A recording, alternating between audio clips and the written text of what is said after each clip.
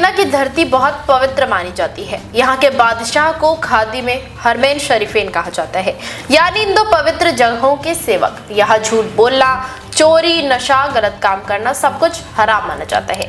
यहाँ तक कि किसी छोटे जीव को मारना भी मना है। लेकिन अब सऊदी अरब अपनी छवि को आधुनिक और उदार दिखाने के लिए शराब पर लगी रोक पर धीरे धीरे ढील दे रहा है। जी हाँ, सऊदी अरब दुनिया भर के मुसलमानों के लिए बहुत महत्वपूर्ण है, क्योंकि यहाँ पैगंबर हजरत मोहम्मद की जन्मस्थली है। हर साल लाखों लोग हज करने के लिए मक्का और मदीना जाते हैं। सऊदी ने पर्यटन बढ़ाने के लिए बड़े बड़े प्रोजेक्ट शुरू किए हैं, जैसे नियोम सिटी और लग्जरी ट्रेनें। लेकिन कई लोग सवाल उठाते थे कि बिना शराब के विदेशी पर्यटक यहाँ कैसे आएंगे। इसी वजह से पिछले कुछ सालों में सऊदी सरकार ने शराब के नियमों में बदलाव शुरू कर दिए हैं।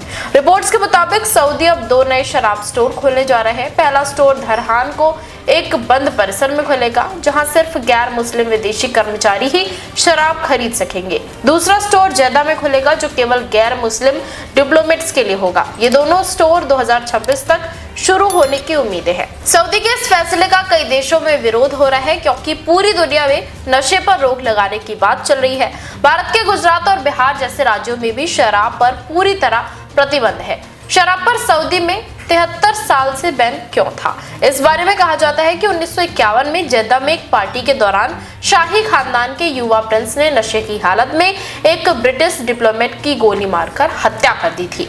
इस घटना के बाद 1952 में पूरे देश में शराब पर पूरी तरह पाबंदी लगा दी गई। शराब पीना, रखना या खरीदना सब मना था।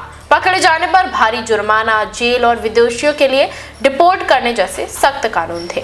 लेकिन अब बदलते समय पर्यटन की जरूरत और विदेशी लोगों को सुविधा देने के लिए सऊदी अरब शराब पर लगे कुछ नियमों में ढील दे रहा है और कुछ सीमित जगहों पर शराब स्टोर खोलने की तैयारी कर रहा है। आपकी क्या राय है इस फैसले पर? हमें कमेंट बॉक्स में जरूर बताएं। देश विदेश की तमाम बड़ी खबरों के लिए देखते रहें किनी टाइम्स। वीडियो को लाइक करें, चैनल को सब्सक्राइब करना ना भूलें।